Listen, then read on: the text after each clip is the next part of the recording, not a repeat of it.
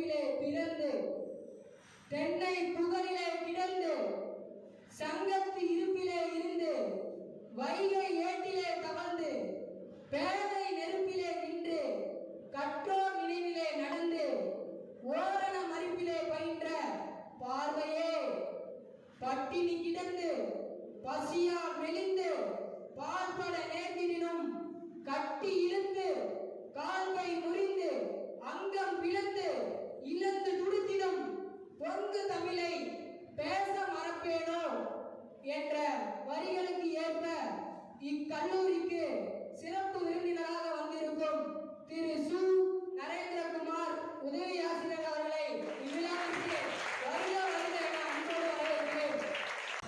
அனைவருக்கும் இனிய வணக்கம். இன்று நமது கல்லூரியில் இருக்கக்கூடிய பல்வேறு சிறப்பு அமைப்புகளில் ஒன்றான சிந்தனை வட்டத்தின் சார்பிலே ஒரு தொடர் சொற்பொழிவுகளுடைய முதல் பகுதியாக வைக்கம் போராட்டத்தினுடைய நூற்றாண்டு விழாவை முன்னிட்டு முதலாவது சொற்பொழிவு நடைபெற உள்ளது. இந்த வயது என்பது சிந்திப்பதற்கான வயது. கற்பது என்பது ஏட்டிலே இருப்பதை மட்டும் கற்பதாக இருக்கக்கூடாது. அதிலிருந்து நாம் என்ன தெரிந்து கொள்கின்றோம், இந்த சமுதாயத்திற்கு நாம் செய்ய வேண்டிய விஷயங்கள் என்ன என்பதை எல்லாம் சிந்திக்க வேண்டும் என்பதற்கு இந்த சிந்தனை வட்டம் என்பது துவங்கப்பட்டது. இதற்கு பின்பு இருக்கக்கூடிய ஒரு அடிப்படை யோசனை என்ன அப்படின்னு பார்த்தீங்கன்னா, பல்வேறு கொள்கை கோட்பாடுகளை இந்த மாணவர்களுக்கு அறிமுகம் செய்ய வேண்டும் என்பதை இந்த அமைப்பினுடைய ஒரு முதற்படியான ஒரு கொள்கையாக இங்கே எடுத்துக்கொண்டிருக்கின்றோம். இந்த வைக்கம் போராட்டம் என்பது 1924 மார்ச் மாதம் துவங்கி 1925 நவம்பர் மாதம் வரை சற்றேறக்குறைய ஒரு 1.5 ஆண்டுகள் நடந்த ஒரு போராட்டம். அந்த போராட்டம் என்ன, அதனுடைய பின்புலம் என்ன, அது எப்படி நடந்தது, எப்படி அது வெற்றி பெற்றது, அதனுடைய தாக்கம் என்ன, இது எல்லாத்தையுமே நம்முடைய சிறப்பு விருந்தினர் திரு நரேந்திரகுமார் அவர்கள் உங்கள் முன் வந்து என்ன அப்படிங்கிறீங்கன்னா மிக தெளிவாக தன்னுடைய சொற்பொழிவின் மூலமாக விளக்க இருக்கின்றார். நரேந்திரகுமார் அவர்களை பொறுத்தவரையிலே நரேந்திரகுமார் அவர்கள் சென்னை வடசென்னையில் இருக்கக்கூடிய ஒரு புகழ்பெற்ற கல்லூரி திருத்தங்கல் நாடார் கலைக்கல்லூரி, அந்த கல்லூரியிலே தமிழ் துறையின் சார்பிலே பணியாற்றிக் கொண்டிருக்கின்றார். அவருடைய கல்வி தகுதி என்பது MA, BEd, MPhil முடித்திருக்கின்றார். தற்போது முனைவருக்கான ஆராய்ச்சி படிப்பை தொடர்ந்து கொண்டிருக்கின்றார். சற்றேறக்குறைய 10 ஆண்டு காலம் இந்த கல்வி பணியை பொறுத்தவரையில் உயர்கல்வி பணியிலே அவர் தன்னை ஈடுபடுத்திக் கொண்டிருக்கின்றார். பல்வேறு கருத்தரங்குகள் மற்றும் பல்வேறு சிறப்பு நிகழ்வுகளிலே அவர் பங்கு பெற்றிருக்கின்றார். பல சர்வதேச தேசிய அளவிலான ஆய்வு கட்டுரைகளையும் அவர் சமர்ப்பித்திருக்கின்றார். ஆக அப்படிப்பட்ட ஒரு நபரை தான் உங்களுக்கு இந்த சிறப்பு விருந்தினராக நாம் அறிமுகப்படுத்த இருக்கின்றோம். திரு நரேந்திரகுமார் அவர்களை இந்த நிகழ்வினுடைய சிறப்பு விருந்தினராக உங்கள் அனைவரின் சார்பில் அன்புடன் வருக வருக என்று வரவேற்கின்றேன்.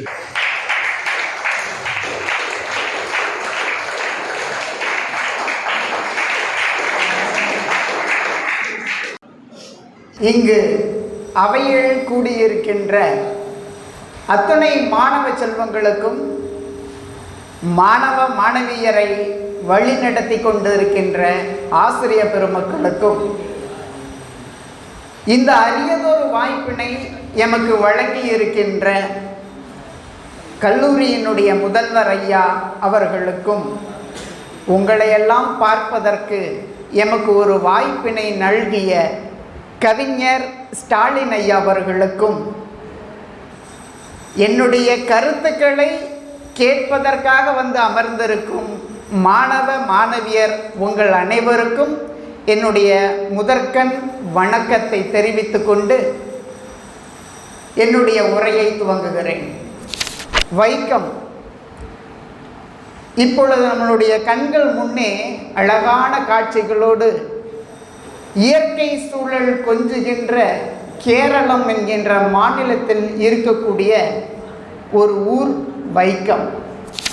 இந்த வைக்கம் போராட்டம் என்ன, இதனுடைய சூழல் என்ன, வைக்கம் வீரர் பெரியார் தானா, காந்தியினுடைய பெயரையும் சொல்கிறார்களே, பெரியாரின் பங்கு என்ன, காந்தியின் பங்கு என்ன, இந்த 3 விஷயங்களை மட்டும்தான் உங்களிடம் இன்று நான் பகிர்ந்து கொள்ளப் போகிறேன். 1924 மார்ச் 30 அந்த வைக்கம் போராட்டம் தொடங்கிய நாள். 1924 மார்ச் 30. 1925 நவம்பர் 23 வைக்கம் போராட்டம் நிறைவு பெற்ற நாள். இந்த இடைப்பட்ட நாட்களில் அங்கு என்ன நடந்தது என்பதை கதையாக சொல்ல வேண்டுமென்றால்,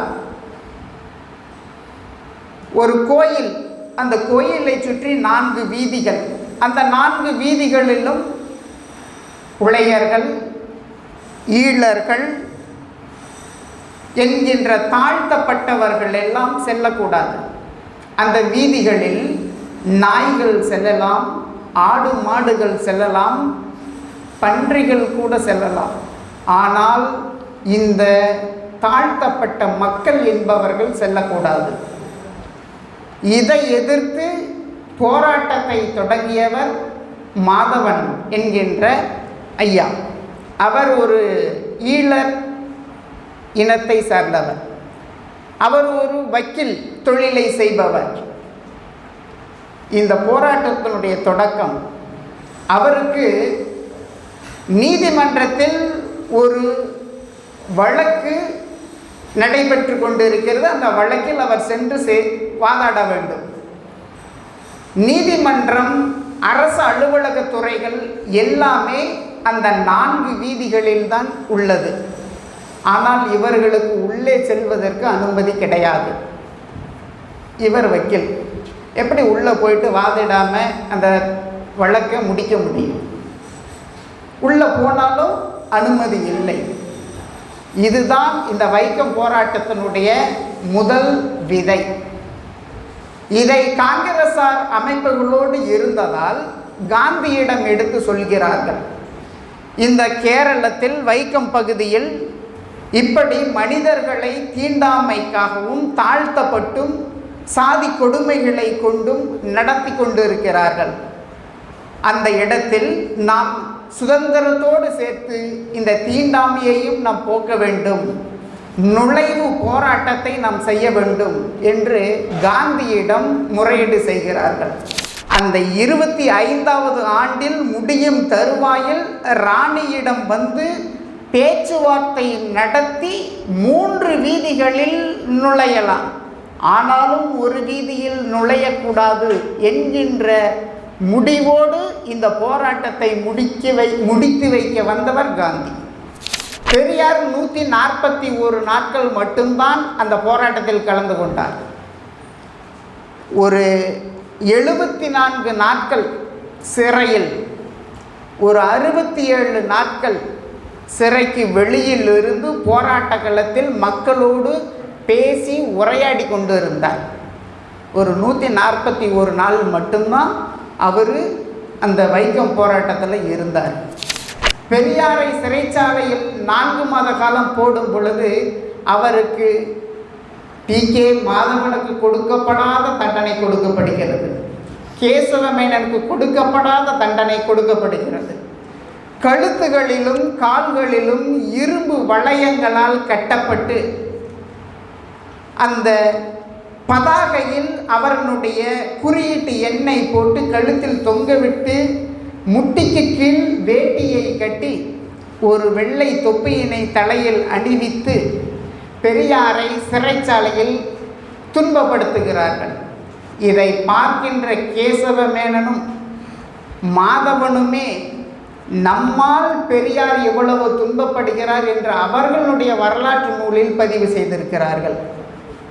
அதனால்தான் கேரளத்தில் வைக்கம் வீரர் பெரியார் என்று திருவிக்க அவர்கள் சொல்லும் பொழுது கூட மறுப்பு ஏதும் சொல்லாமல் அவர்களால் ஏற்றுக்கொள்ள முடிகிறது. பெரியார் இந்த போராட்டத்தில் கொடுத்திருக்கின்ற அத்துணை துன்பங்களையும் அந்த போராட்டத்தை நடத்துவதற்கு தலைமை தாங்கிய அவர்களாலும் கூட அந்த துன்பம் அடையவில்லை. பெரியார் அவ்வளவு துன்பத்தை அடைந்திருக்கிறார். டி.கே. ரவீந்திரன் வைக்கம் போராட்டத்தை பற்றி முதலில் ஆய்வு செய்து ஆங்கிலத்தில் நூலை எழுதியவர். அவர் சொல்லுறாரு, பெரியார் வந்த பிறகு இயக்கத்திற்கு ஒரு புது உயிர் கிடைத்தது. பெரியார் வந்த பிறகுதான் அந்த போராட்டத்துக்கே ஒரு உயிர் கிடைத்ததான் அப்படின்னு டி.கே. ரவீந்திரன் அவர்களுடைய நூலில் பதிவு பண்ணியிருக்கார். டி.எஸ். சொக்கலிங்கம், பெரியாரின் சொற்பொழிவுகளால் போராட்டம் மக்கள் போராட்டமாக மாற்றப்பட்டது. பெரியார் பேசினதுனால தான் இந்த வைக்கம் போராட்டம் மக்கள் போராட்டமாக மாறினது அப்படின்னு சொல்லுறாங்க.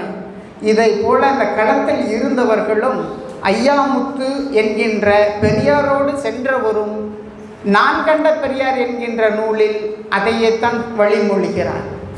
எமக்கு தெரிந்த கருத்துக்களை உங்களிடம் கூறி இந்த வாய்ப்பினை வழங்கியமைக்கு நன்றி கூறி விடைபெறுகிறேன். நன்றி, வணக்கம். ஜாதி மதம் அதெல்லாம் பார்க்கக்கூடாதுன்னு புரிஞ்சிச்சு. பெரியார் மாரி என்ன நடந்தாலும் முயற்சியை மட்டும் கைவிடக்கூடாது. நல்ல கருத்துக்களை வழங்கிய நம் சிறப்பு விருந்தினர் அவர்களுக்கு கோடான கோடி நன்றிகள்.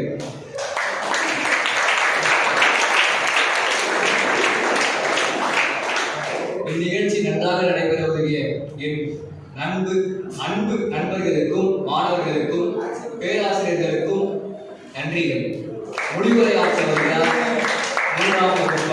முனிராஜ். இந்த விழாவிற்கு அனுமதி அளித்த நமது கல்லூரி முதல்வர் ஐயா அவர்களுக்கு அனைவரின் சார்பாகவும் நன்றியை தெரிவித்துக் கொள்கிறேன். இவ்விழாவை சிறப்பிக்க வந்திருக்கும் நமது திரு நரேந்திரகுமார் ஐயா அவர்களுக்கு எங்களது மனமார்ந்த நன்றியை தெரிவித்துக் கொள்கிறேன்.